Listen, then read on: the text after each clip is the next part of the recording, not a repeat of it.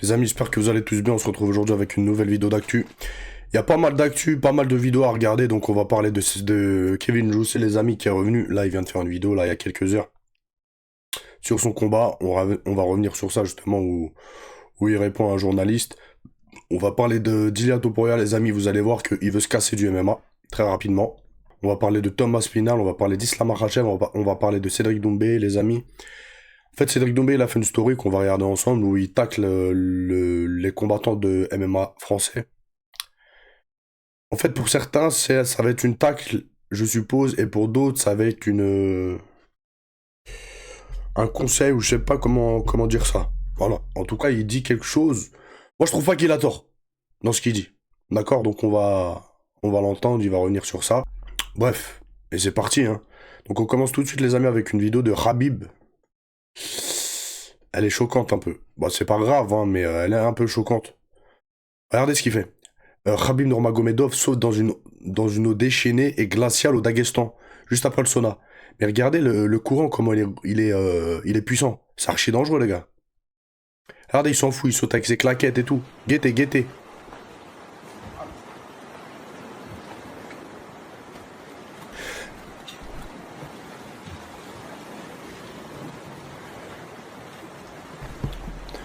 Regardez, claquettes et tout.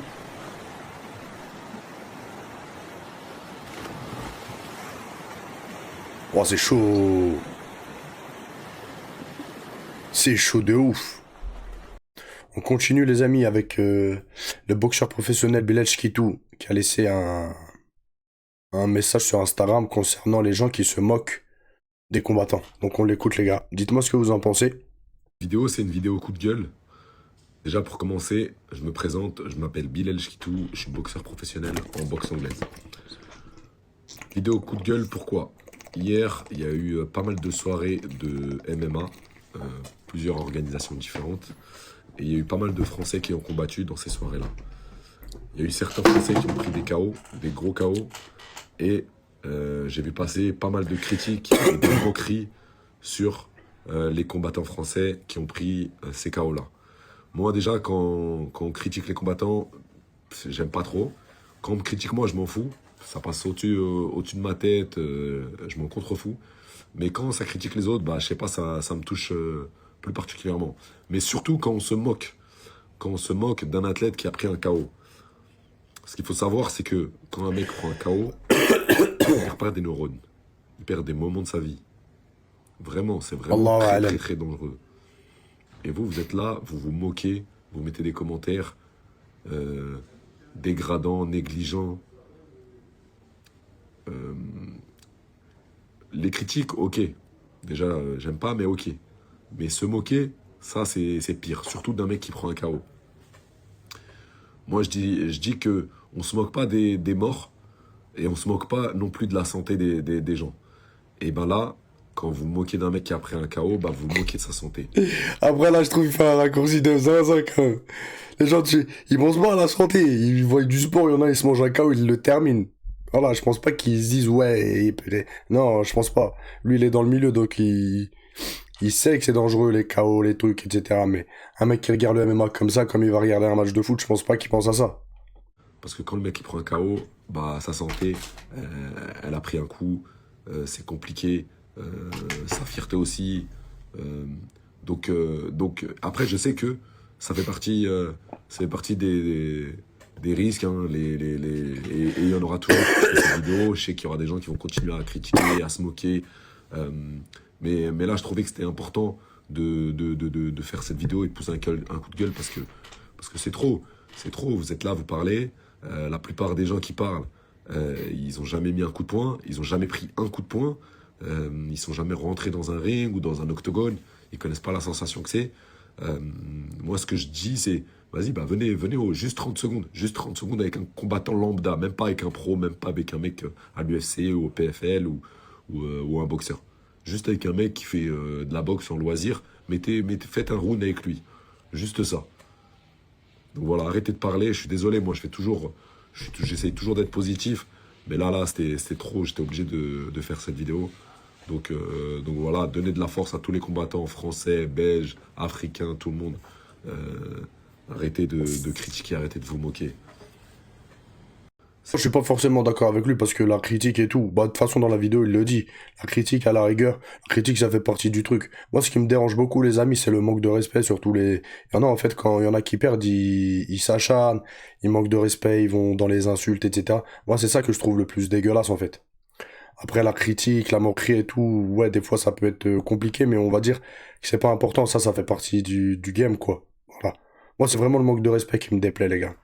On l'a vu hier non, avant-hier contre Kevin Jousset. Il y en a, ils manquent de respect, etc. En fait, ils sont dans la moquerie, dans la critique, mais avec manque de respect.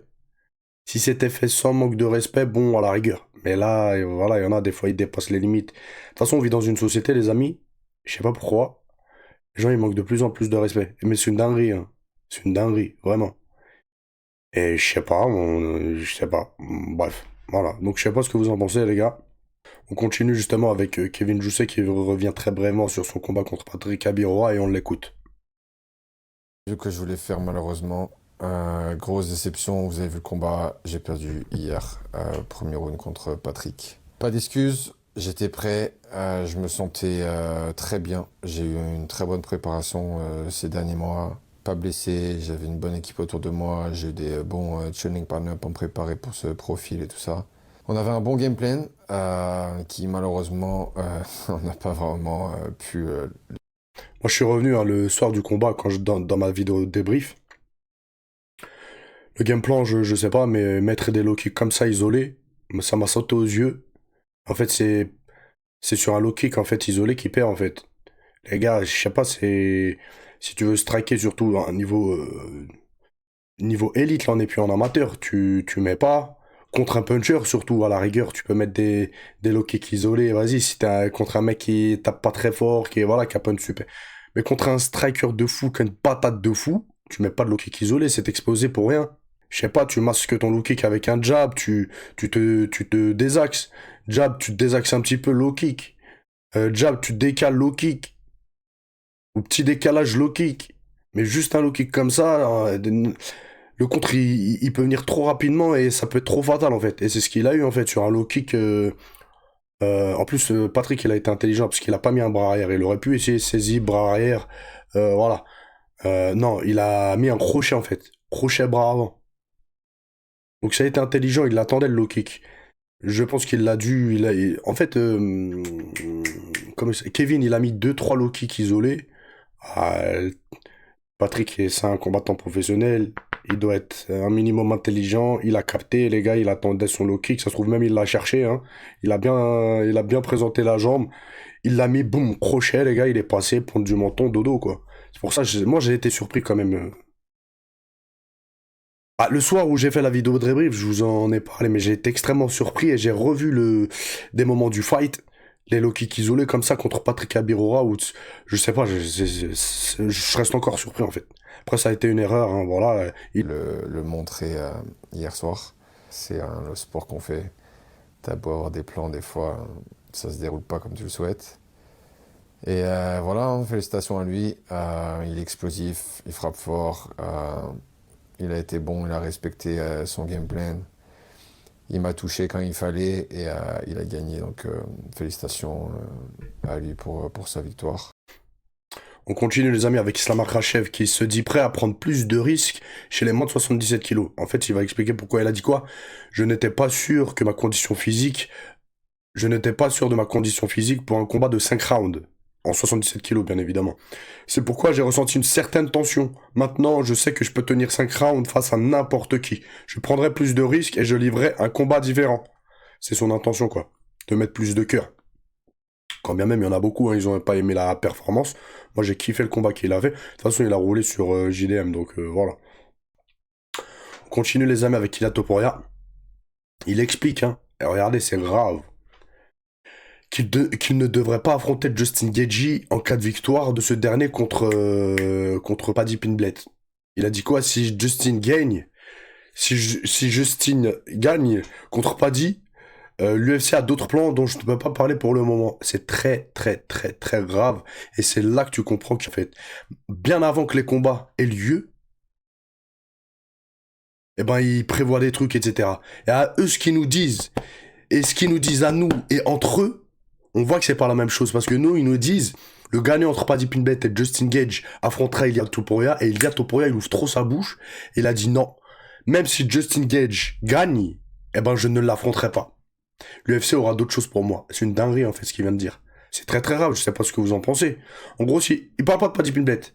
Si Paddy Pimblett gagne, très probablement, Ilia Topuria va l'affronter. Mais si c'est Justin Gage, ben non, ils ont d'autres bails. Peut-être affronter Islam Makhachev, je sais pas. En tout cas, voilà, c'est très très grave. Il y en a qui trouvent ça normal, limite, qui disent ouais, mais c'est le sport, ça a toujours été, etc. Je pense pas que c'était comme ça avant. Après, peut-être que j'y portais moins d'attention parce que j'étais plus jeune et parce que j'avais pas de chaîne de MMA, etc. Moi, c'était que le sportif. Et là, je trouve que c'est de plus en plus flagrant, en fait. Je sais pas ce que vous en pensez, les gars. Mais il y a Topuria, là, il vient de balance, en fait. Il a balance.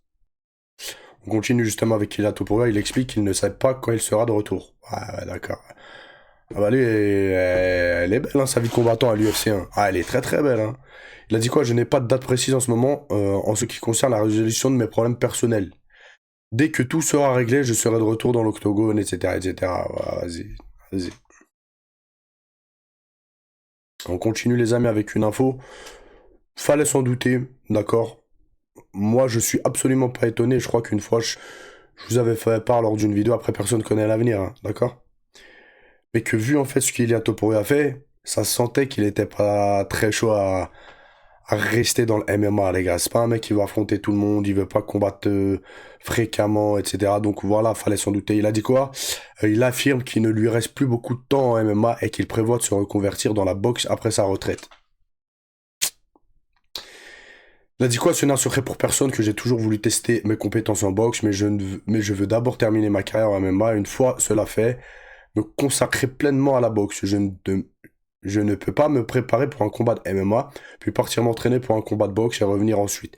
La boxe, la boxe exige une concentration et un entraînement complètement différents auxquels je devrais m'adapter. Donc pour l'instant, je me concentre sur les arts martiaux mixtes et quand j'en aurai terminé, ce qui honnêtement ne devrait plus tarder, je me reconvertirai dans la boxe et je vais dans sur, etc., etc. Donc voilà les gars. Tous ceux qui veulent hyper Topuria, ouais. On voit qu'il est facilité depuis le début par l'UFC jusqu'à maintenant. Il a le temps qu'il veut là pour régler ses problèmes. Truc, voilà, même lui il dit il lui reste plus beaucoup de temps. Voilà. Ça se trouve, qu'est-ce qu'ils vont faire? Ils vont lui mettre un combat là contre, je sais pas, Paddy Pimblett, Paddy Pimblett ou je sais pas qui, contre Islam Makhachev et il va se casser. Voilà. Et vous allez dire, ouais, c'est lui le meilleur de tous les temps. Je sais pas ce que vous en pensez, les gars, mais moi je trouve que c'est un petit peu abusé quand même. On continue, les amis, avec Thomas Spinal. Il a fait une vidéo hier où il explique qu'il est chaud pour combattre Francis Ngannou en boxe anglaise. Il a dit quoi? À 33 ans, penser remporter un titre mondial de boxe, c'est quasiment pas possible. Et c'est vrai, les gars, c'est quasiment pas possible. Mais un combat de boxe contre un combattant de MMA ne me déplairait pas. Ngannou, j'aimerais bien. Voilà. Donc, moi, je préférerais voir Thomas Spinal, Ngannou, les gars, en MMA. Ça fait longtemps que je vous en parle. Avant de parler de Ngannou et de et de boxe anglaise, etc. Eh Tom, vas-y mon ref, t'as vu? Combat déjà Cyril Gane, remporte le titre, etc. Enfin garde le titre, etc. Après on verra. Bref les amis, je vous laisse. Je vous dis à plus tard. Ciao ciao.